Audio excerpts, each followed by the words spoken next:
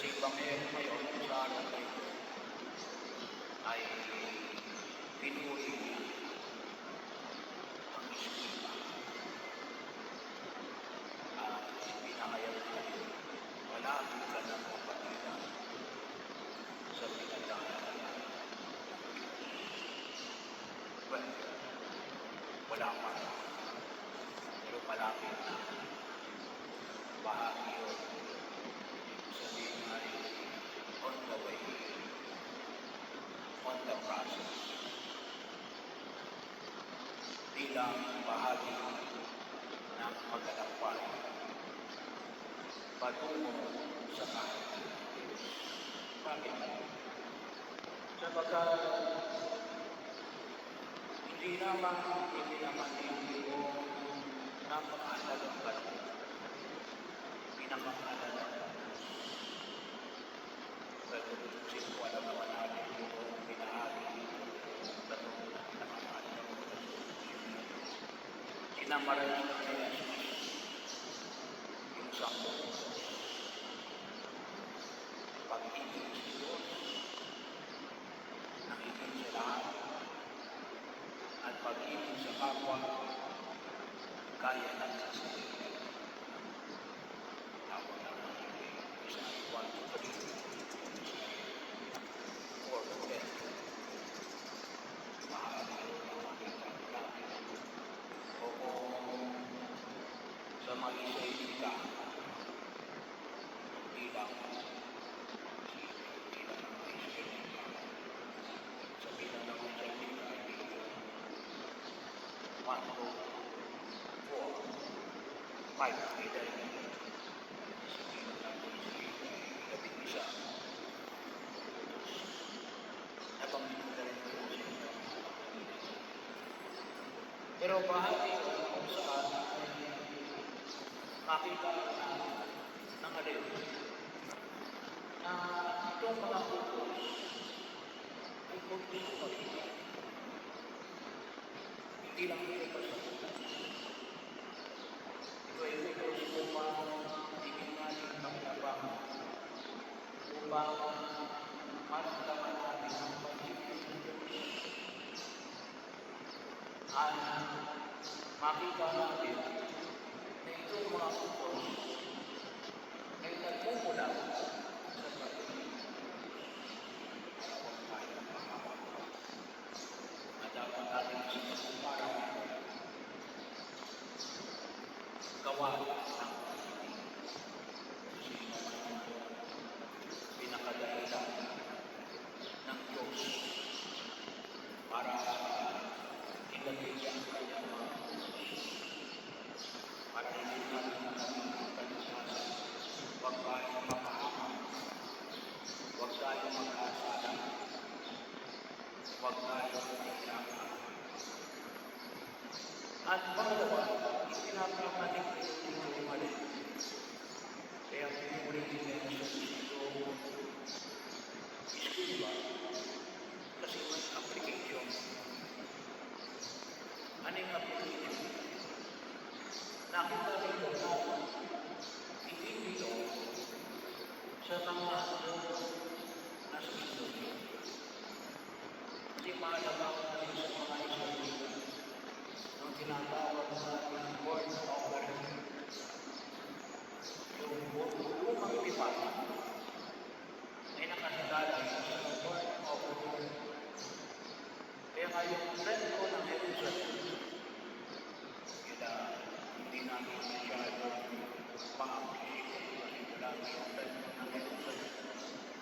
Pero yung trend ko ng Jerusalem ay nakapasok sa kanya sa mga susunod ng loob na nagpapasok namin na ito ay para tinatawag natin pag-aalis ng mga kasalanan. At nakasalalay din ito sa yung misteryo Pascual, paghihirap, pagkamatay ng pagkamatay ng ating Panginoon sa Kristo. The great burnt offering. si Jesus ang nakitang handog na ibinibigay sa atin. Na kung inyong maalala sa lumang tipan, na katulad po halimbawa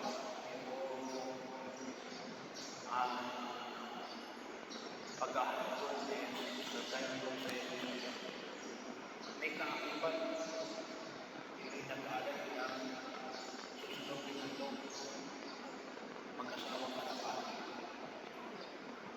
So, bawal status, bawal celebration, hindi walang born of God. Bahagi mo yun, mayroon maraming pag-ahandog ng sarili. Kaya kung inyong maalala, bahagi nito ng ating pamimigay, sinabi ko rin ako sa mga hindi, na paglinggo. At mayroon tayo dapat palagi offer going. Ino-offer natin yung bread and wine na inihahandog. Kasi bakit? Yun ang ating mga offering. Yun ang handog na inihahandog natin na tinapay at alak ay naging katawan at tubo ng ating Panginoon sa Kristo. That is very intense sa pagkaunawa ng mga Israelita. Walang kaligtasan kapag walang pag-ahandog. Pero sinasabi na yun, hindi ba kayo? Kasi baka akala kasi ko na may inihandog. Sinasabi nito natin, masigit pa sa mga susunod na ito. Ibig sabihin, ay kung yung inihandog mo, na halimbawa kambing, baka, ay walang pag-ibig, walang kwenta yan. Dapat may kaibigan na pag-ibig. Kasi kung walang pag-ibig, yun ang ibig sabihin. Masabi rito,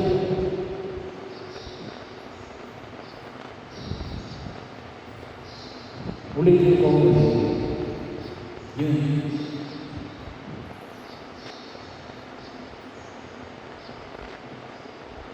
At ang umiibig sa kanya ng puso ko, pag-isipan ko, lakas ng umiibig ng kapwa kaya ng sarili na mahalaga kaysa magdala ng lahat, kahit naroon lahat ng handog na susunugin at iba pang mga hangin. Kapag walang pag-ibig, walang kwenta yan. At nakita na siya namin, walang sinasabi kasi yun ang mahalaga. Kaya nga si Jesus ay narito, naging tao, iniali ang kanyang sarili sa krus. Yan siya yung kordero ng krus na inihandog sa atin para alin ipahayag ang kanyang pag-ibig. Kaya hindi pwedeng walang pag-ibig. Dapat yung lahat ng pag-ibig natin ay may pag-ibig. At yung bagay na ginagawa natin unulunod ay nagmumula sa pag-ibig. Nagmumula at dapat nagtatapos sa pag-ibig. Kaya ang Diyos, kahit hindi ka sa kanya, alam mo, hindi ka luwi. Bakit? Gawa ng pag-ibig. Kaya hindi pa ko sa nakita nila na alin na sila ay luwi. Bakit? Kasi akala nila yung kanilang pag-ibig siya. Sabi namin, ay gusto lang nila mapalitan. Yung pag-ibig, walang kapalit yun. Kaya yun ang ipinahayag ng Jesus. Kaya pinuli ni Jesus yung ba na ilo? Kasi naunawaan na yung mga salita ipinamahal ni Jesus. Nakulot ko sa inyo, dapat maging bahagi ng ating pag-ibig. Pero siyempre dapat alam natin. Kaya nga, yun siya sa atin natin. We have to be aware. Yung ating mga ginagawa, dapat maging conscious natin na dapat ito ay nagmumulan sa pag-ibig. Ang kinakailangan, sanayin natin ang ating sarili. Sanayin natin ang ating sarili. Ito, ginagawa mo ito para sa pag-ibig sa Diyos at para sa pag-ibig sa kapwa. Na an afterthought. Kasi hindi pag-aaral yun. Halimbawa, gumawa ka. Saka sinabi mo na, yung ginawa ko kanina, parang sa pag-ibig sa Diyos. Baka afterthought lang yun. Inisip mo lang pagkatapos ng ginawa. Kaya dapat, habang ginagawa mo, maliwanag sa'yo, conscious ka, aware ka, ito Lord, out of love na ginagawa mo para sa at para